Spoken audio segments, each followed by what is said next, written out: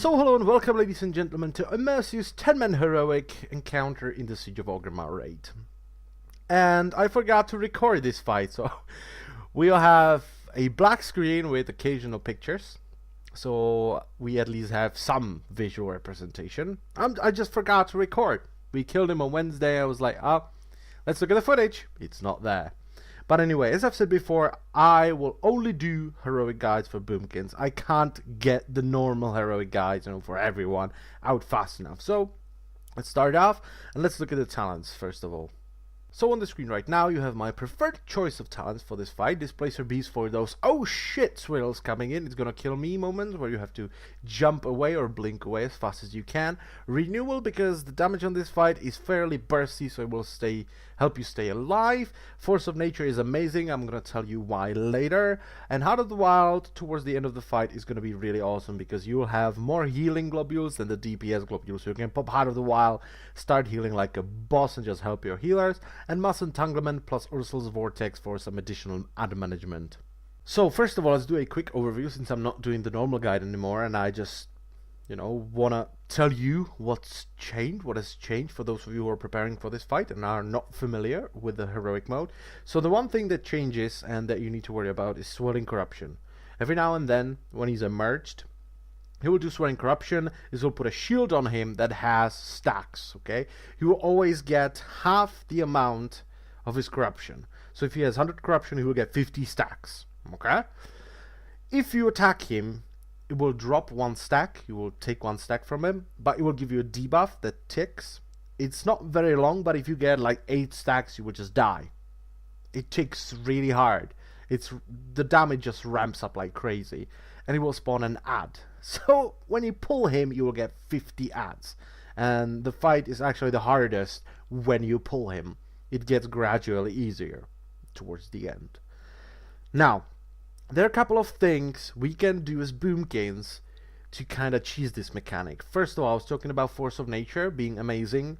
3 ants will not trigger this shield, so you will do the most damage basically throughout this phase when he has the shield up. Because you can have your Force of Nature, your 3 ants, just bashing him in the face all the time. And it won't do anything. It won't give you the debuff. It won't trigger the ads. And it's amazing. Next thing you can do is to get Cloak of Shadows from a rogue. That will make you immune to these stacks for 5 seconds or so. 5 or 6 seconds. And Anti-Magic Shell works as well. But the Anti-Magic Shell from DKs, if you get it from Symbiosis, is pretty weak, so it will drop fairly quickly. And if you have a rogue, just get Cloak of Shadows. It's amazing for this fight. And after a Cloak of Shadows drops, or your Anti-Magic Shell drops, what I found out yielded the best results in the being absolutely amazing department was to pop Celestial Alignment when the ads came. And just started hurricaning the hell out of them. Okay, it's actually really good because if you hurricane 50 ads with Celestial Alignment up, you're gonna do so much damage. Okay, in this phase where you're AoEing all the ads, I had around 700,000 DPS with Celestial Alignment up, and you will kill them so fast that they won't do anything. Okay, it's amazing. Just save Celestial Alignment for the first big group of ads and you're just gonna murder them in the face and your raid will be fine. And if you don't have any stacks and you have Shooting Stars proc, what I did was I was hurricaning. When I finished channeling my hurricane, I fired off Shooting Stars, just hit the boss with Star Search, redot and start hurricaning again. And once again, by the time your hurricane is done, you can fire off another Star Search and redot again. And when everyone in the raid group finds their way of kind of getting a couple of stacks and then AoEing, you will drain his shield really fast and you will have no problems with this. It's absolutely amazing. It works like a charm.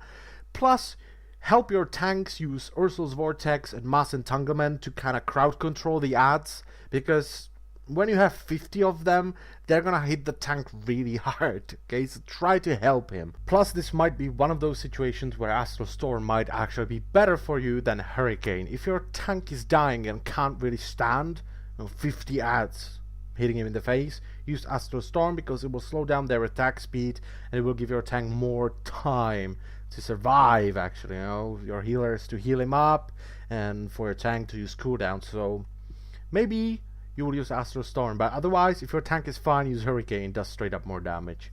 And this is the phase 1 pretty much. Now, if Swirl is coming in, this is the crazy I'm gonna kill you tidal wave thing. Just use Stampeding Roar so people can get out of the way.